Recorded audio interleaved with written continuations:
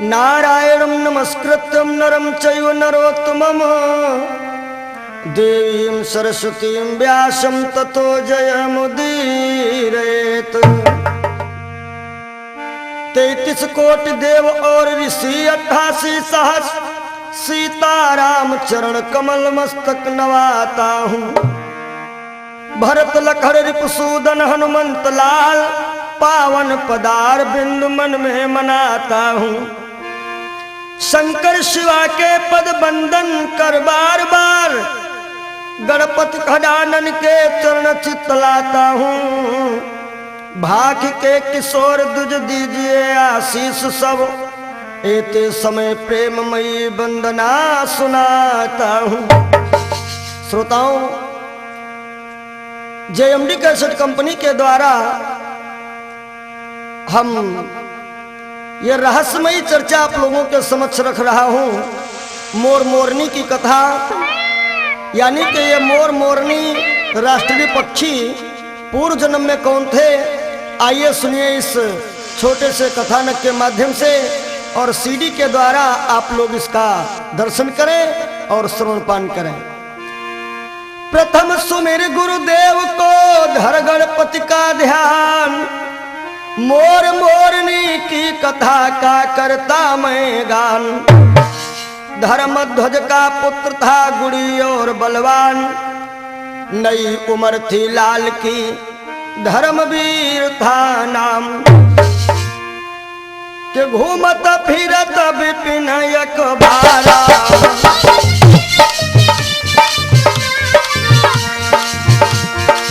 घूमत फिरत विपिन अखबारा। ये धर्मवीर नाम का लड़का जो है एक बार एक विपिन में घूमने के लिए जाता है, जहां पर एक माता रानी का विशाल मंदिर बना हुआ है, और उस मंदिर के सामने एक बड़ी सुंदर कन्या बैठी है, माता रानी का गुणगान कर रही है। आज धर्मवीर ने जब उस लड़की को देखा तो धर्मवीर का मन जो है उस लड़की की तरफ खिंच जाता है। होता क्या है,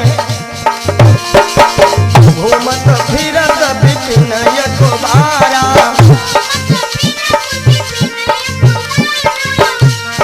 घूमत फिरत विपिन अखबारा, उस कन्या पर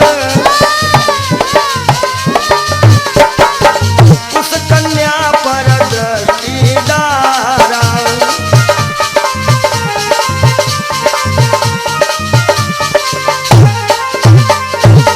आज धर्मवीर जब उस लड़की को देखता है उसके ऊपर इतना आसक्त होता है, काहे के जिस चंद्रवती की चंद्र छटा चांद को चकित कर जाती थी,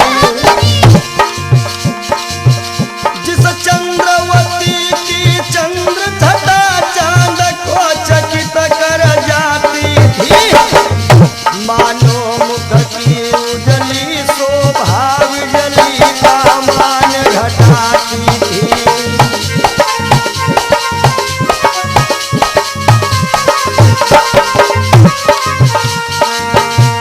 मंदिर के द्वारे पर कन्या मां से अरदास लगाती थी, और विनती करती थी बार बार यह गीत मनोहर गाती थी।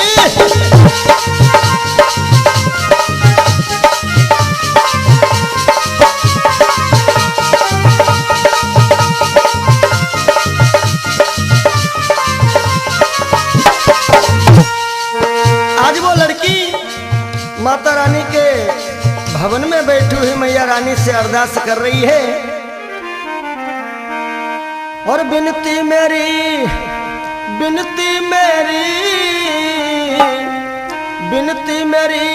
स्वीकार करो अम्बे मैया, अम्बे माँ मेरी माँ शेरा वाली, भर दे झोली खाली मेरी माँ शेरा वाली।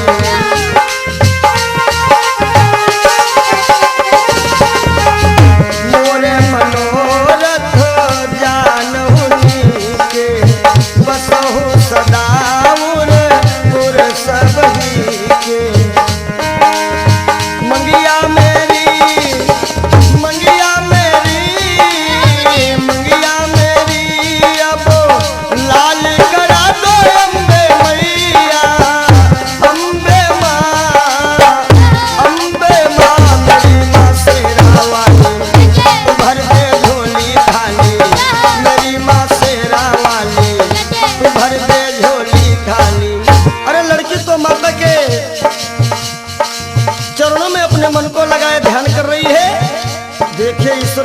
कैसी होती है।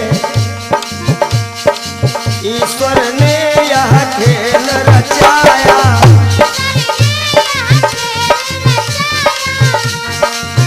ईश्वर ने यह खेल रचाया,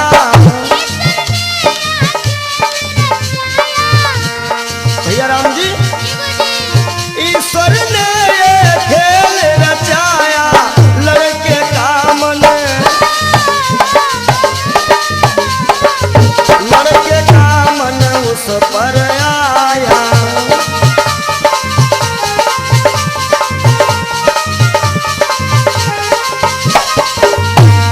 हालांकि लड़का तो अनजान है, कोई परिचय नहीं है लड़की से, लेकिन आज उस लड़की से इस लड़के को इतना प्रेम हो गया है। और भैया प्रेम की बात तो आप लोग जानते ही हैं। प्रेम की बात जमाने से निराली देखी, प्रेम से प्रेम की फलती हुई डाली देखी। प्रेम ही पैर की दीवार बना देता है,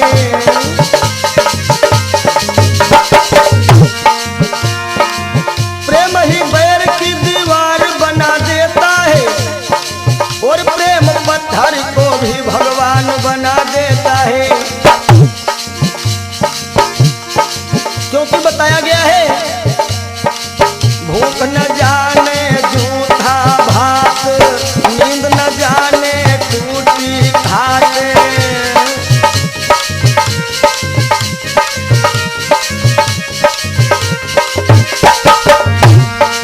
भूख न जाने जूठा भात, और नींद न जाने टूटी खाट।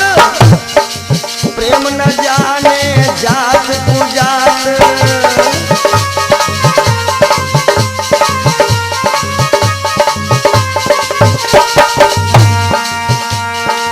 धर्मवीर की मति बोराई, माता से यह टेर लगाई।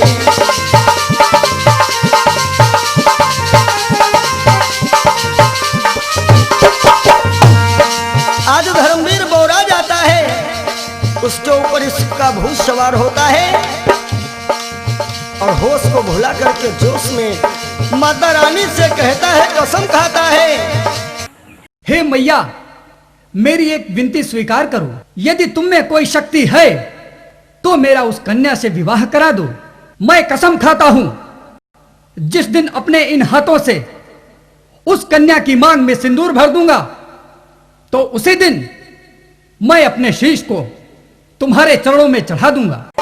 जिस दिन अपने कर से इसके सर में सिंदूर लगा देंगे, हे मेरी मैया, जिस दिन अपने कर से इसके सर में सिंदूर लगा देंगे, तो उसी रोज तेरे दर पे हम अपना शीश चढ़ा देंगे।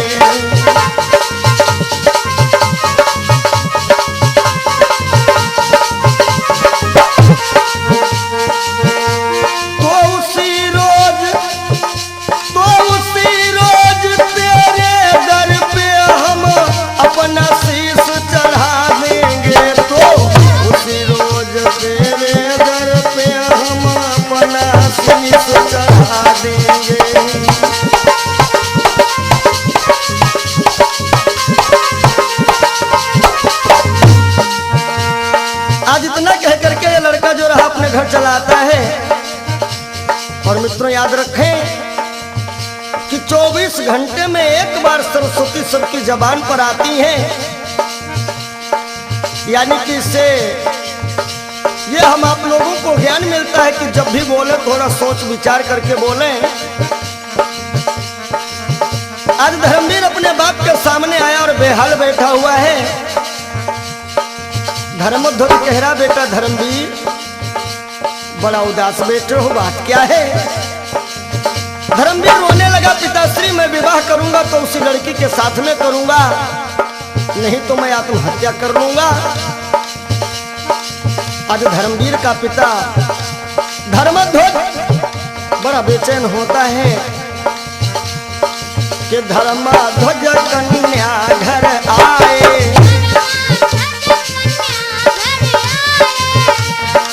धर्मा ध्वज कन्या घर आए। जय भैया, धर्मा ध्वज कन्या घर आए, लगन सोधे, लगन सोधे शादी करवाए।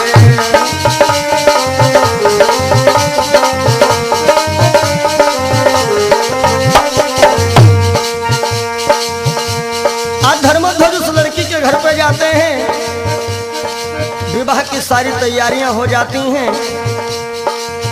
बड़ा धूमधाम के साथ में धर्मध्वज और उस लड़की के बाप ने परस्पर सीने से सीना लगा करके समधि संबंधी वाला पूरा रूप अपनाते हैं। आज विधि विधान के साथ में इस लड़की का विवाह संपन्न होता है। आज देखेंगे कि लड़की की विदाई हो रही है।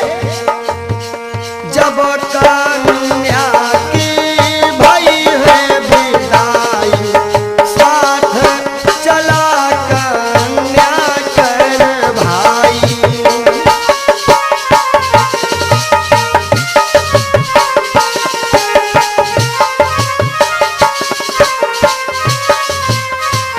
आज ये लड़की की विदाई हुई, लड़की का भाई भी साथ में चलने लगा।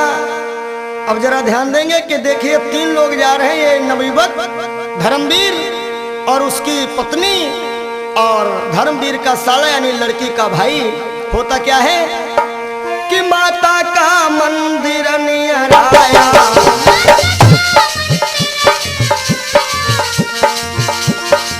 माता का मंदिर नियर आया और धर्मवीर नहीं शीश झुकाया।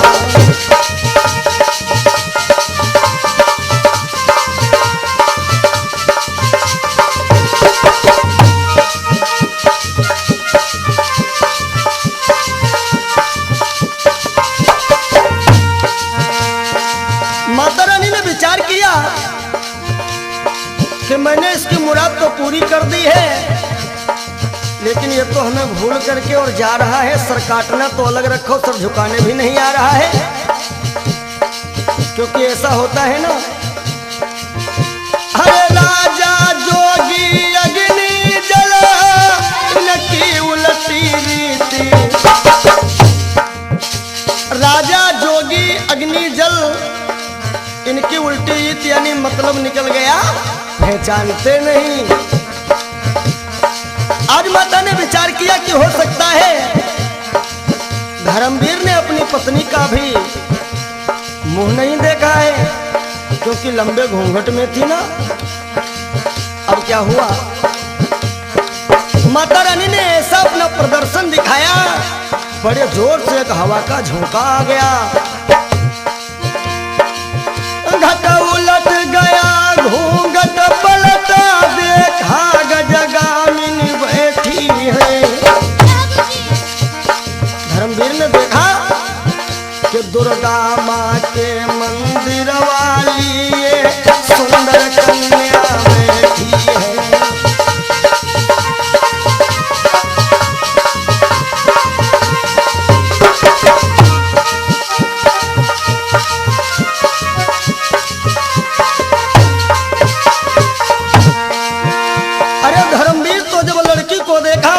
मंदिर को देखा, विचार करता है ये वही मंदिर है और ये वही लड़की है। धर्मवीर अपने साले से कहता है कि तुम अपनी बहना के पास में बाहर ही बैठो और हम थोड़ा मंदिर को जाते हैं। धर्मवीर मन में घबराया, भैया राम जी, धर्मवीर मन में घबराया,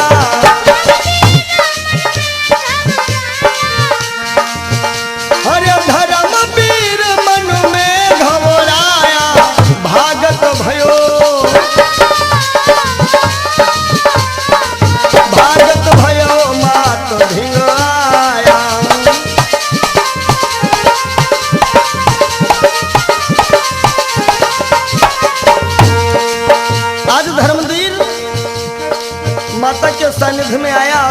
मैया भाई ये शादी विवाह तो किस्मती खेल है और हमारी किस्मत में वो लड़की थी तो हमें मिल गई। हमें शीश तो चढ़ाऊंगा नहीं। मंदिर से धमाके की आवाज आई। माता रानी कहती है धर्मवीर याद रख, यदि तू मेरा खप्पन नहीं भरेगा तो तेरा सारा परिवार में नष्ट करके रखूंगी। हाय हाय धर्मवीर इतना घबरा गया तो झट शीश काट कर धर्मवीर माता के चरण में चढ़ा दिया। झट शीश काट कर धर्मवीर माता के चरण में चढ़ा दिया और मानो सच्चे मन से उसने माता में मन को लगा लिया।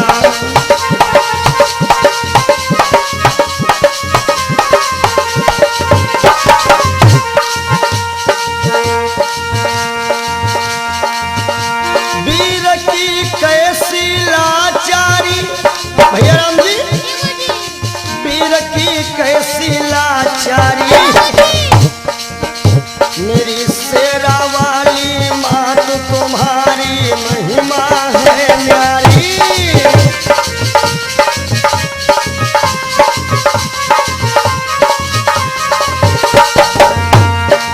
महिमा है न्यारी के मैया महिमा है न्यारी, मेरी मेहरा वाली मात तुम्हारी महिमा है न्यारी।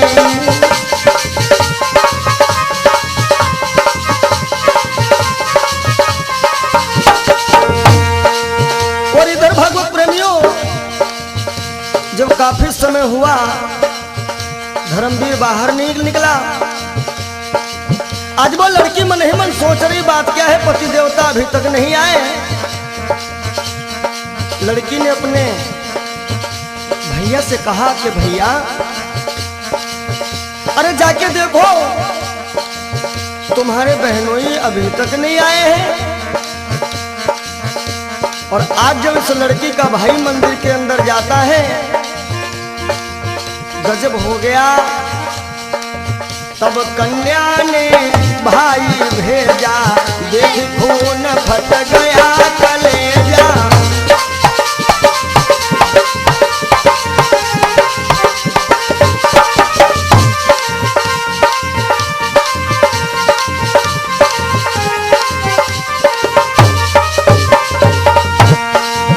आज इस लड़की का भाई जब मंदिर में पहुंचा देखा कि बहनोई का धड़ अलग पड़ा है और सर अलग पड़ा है। बेचारा भाई फूट फूट करके रो रहा है। अरे मन में सोचा तब भाई ने हाँ विधना क्या उत्पात किया। मन में सोचा तब भाई ने हाँ विधना क्या उत्पात किया। पर सोचेगी बहना मन अपने भाई ने पति को मार दिया।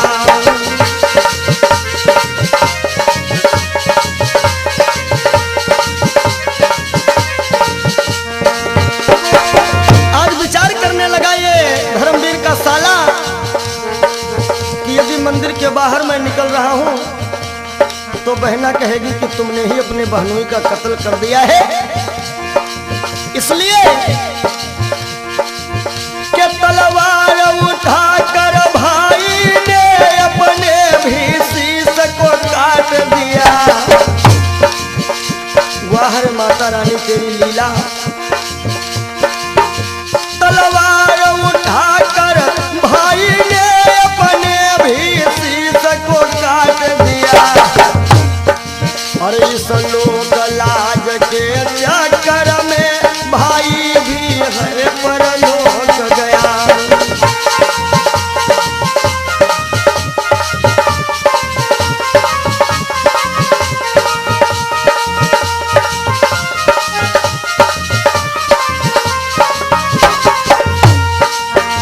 और जब भैया भी मर जाता है लड़की ने देखा कि मंदिर के बाहर खून की बड़ी विकराल धार निकली।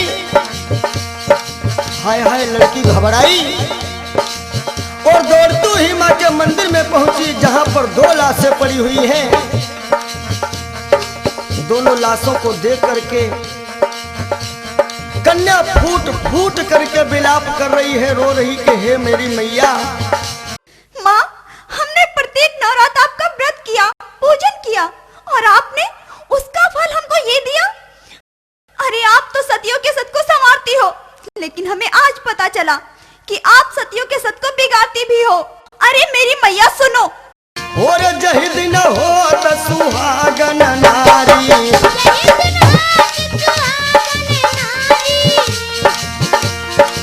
जहि दिन होत सुहागन नारी, अरे पहले पूजा करत तुम्हारी।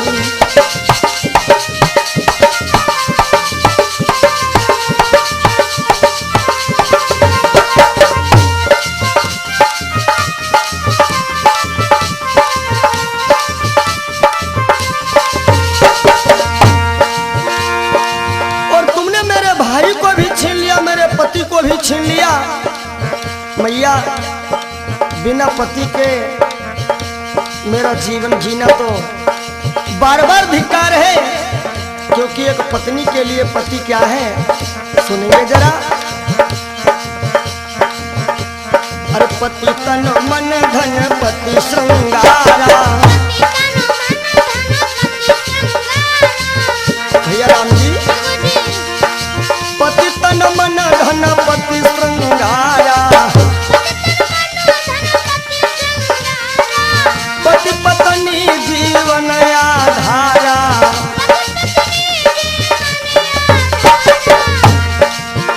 और नारी धर्म व्रत देवन दूजा करहि निरंतर,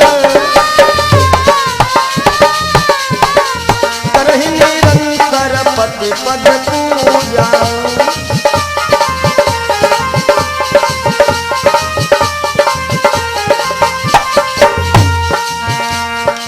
पति बिन सोनी मांग पुत्र बिन घर है सोना, अरे पति बिन सोनी मांग पुत्र बिना घर है सोना, दो मुक्ति के द्वार दो बिन दुख है दूना।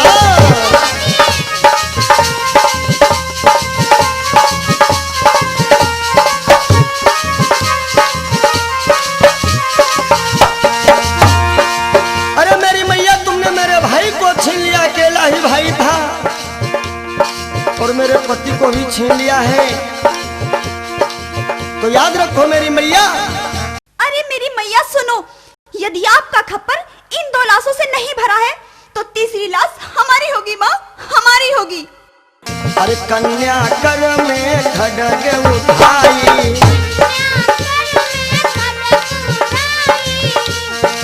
और कन्या कर में खड्ग उठाई,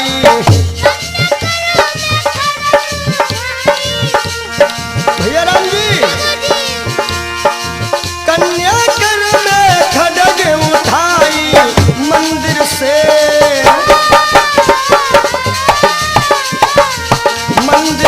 प्रगति तब माई।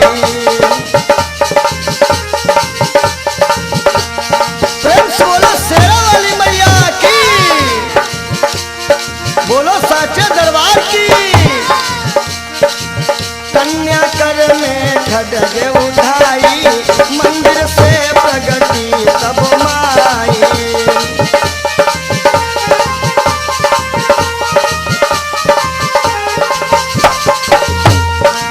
आज माता रानी प्रकट हो गई और कहती हैं, अरे कन्या, हम तुमसे अधिक प्रसन्न हैं, जो भी वरदान मांगना है वो मांग लो। आज कन्या कह रही है, मैया हमें कुछ नहीं चाहिए, हमारे पति को और हमारे भाई को जीवन दान दे दो मेरी माँ।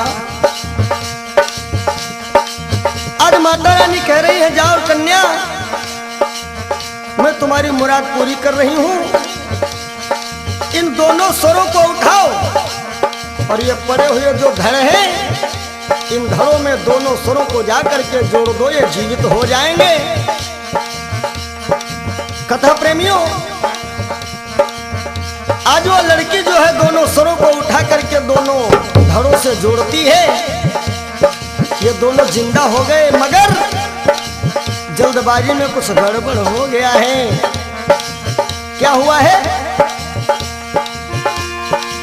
पति भाई का शीश उठाया,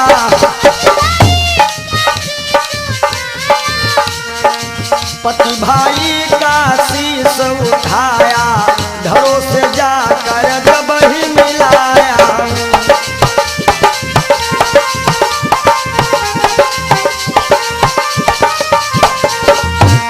दोनों जिंदा हो गए, लेकिन क्या हुआ है भैया कि भाई का सर पति के धड़ में, पति का सर भाई के धड़ में। वह है जल्दबाजी का खेल। अपने भाई का सर पति के शरीर में लगा दिया और पति का सर भाई के शरीर में लगा दिया। भाई का सर पति के धड़ में, पति का सर भाई के धड़ में, और दोनों को जीवित देखा जब लड़की पड़ गई कौल घर में।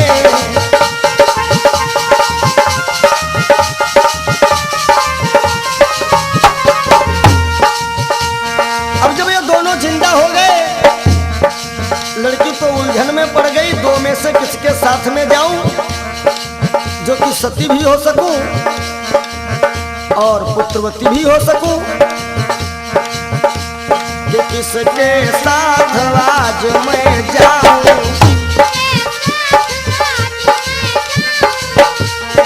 कन्या विद्वानों से प्रश्न कर रही है, पूछ रही है किसके साथ आज मैं जाऊं, किसके साथ आज मैं जाऊं, होकर सती पुत्र मैं पाऊं।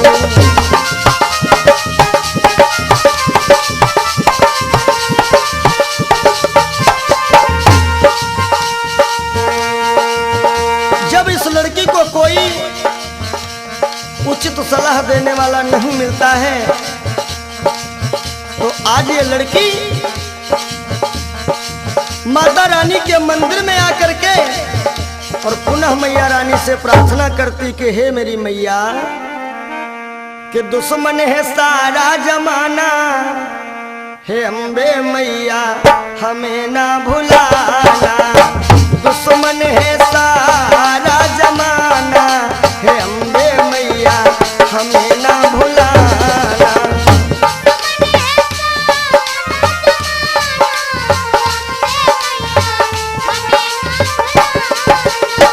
हमें ना भुलाना मैया, हमें ना भुलाना, हमें ना भुलाना मैया, हमें ना भुलाना। और मुझको तुम, मुझको अब दरस दिखाना, हे अम्बे मैया हमें ना भुलाना।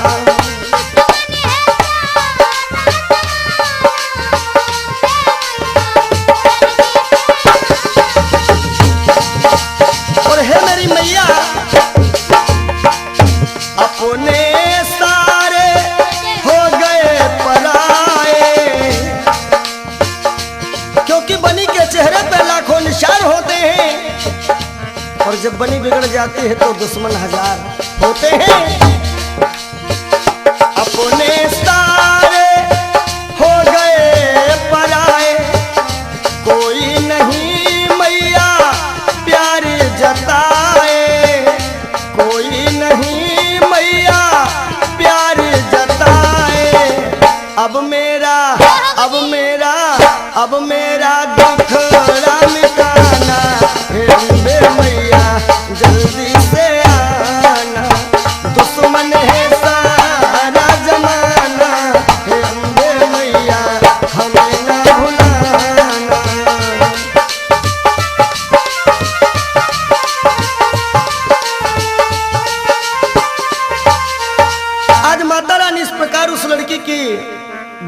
जब सुनती हैं आज प्रसन्न हो गई।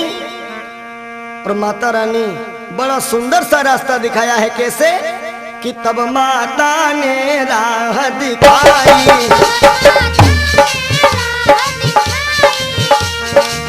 तब माता ने राह दिखाई, तब माता ने राह बताई, सर के साथ, सर के साथ सती हो जाए।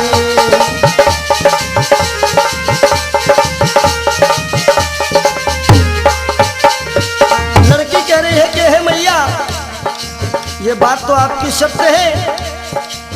देखिए ये नियम होता है, कोई भी नारी अपने पति के सर के साथ में सती होती है, क्योंकि सर की जो होती है ना वो पहचान होती है। लड़की कह रही मैया, सर तो पति का है, सती तो हो जाऊंगी, लेकिन शरीर तो भाई का है, मैं पुत्रवती कैसे बनूंगी।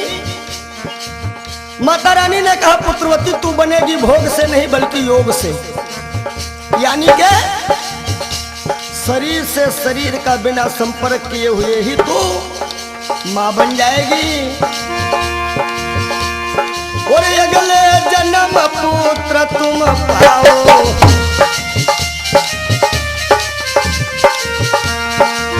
अगले जन्म पुत्र तुम पाओ, और दुनिया को कुछ योग सिखाओ।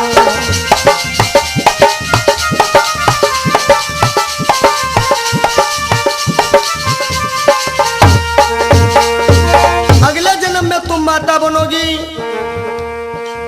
मेरे कथा प्रेमियों श्रोताओं, उस लड़की ने और धर्मवीर ने अपने उस चोले को छोड़ दिया, और वही दोनों अगले जन्म में क्या होते हैं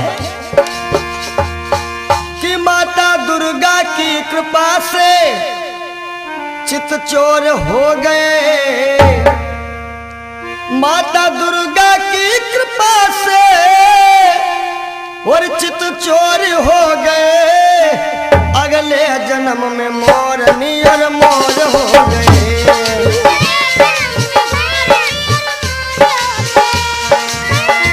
माँ दुर्गा की कृपा से चितचोर हो गए। अगले जन्म में मोरनी और मोर हो गए। हाय मोर हो गए।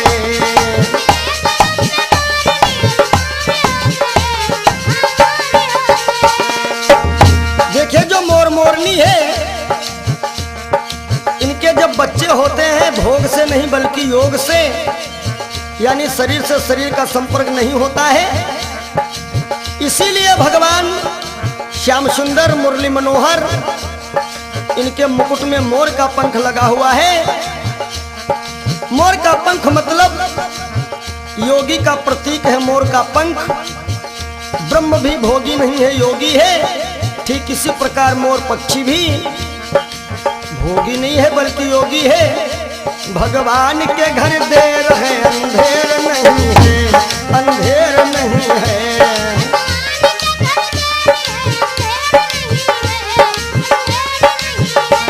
अंधेर नहीं है, अंधेर नहीं है, अंधेर नहीं है, अंधेर नहीं है।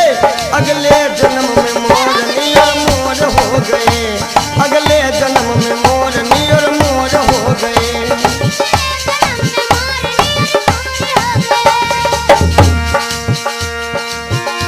इस मोर मोरनी की गाथा हमने अब तुम्हें सुनाई है। और जे अमरी के द्वारा देखो राजू पंडित दिखलाई है।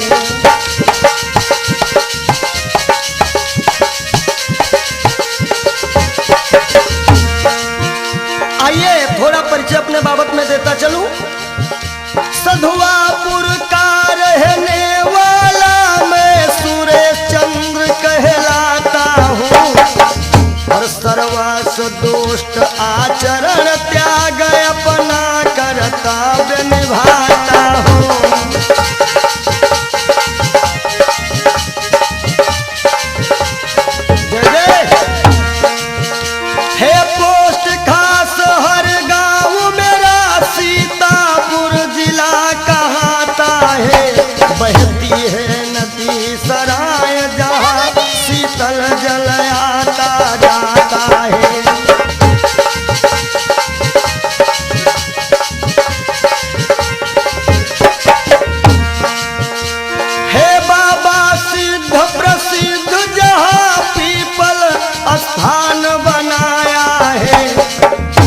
एक माँ काली का मंदिर है, मैया ने हमें अपनाया है।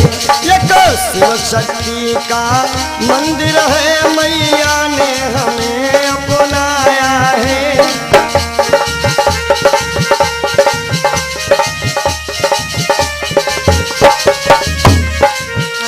और अंतिम भाव है, जगदीश प्रसाद का पुत्र हूँ, ब्राह्मण वंश उदारे, पढ़ा लिखा ज्यादा नहीं, रखता विमल विचारे। अरे जय बोलो कुंवर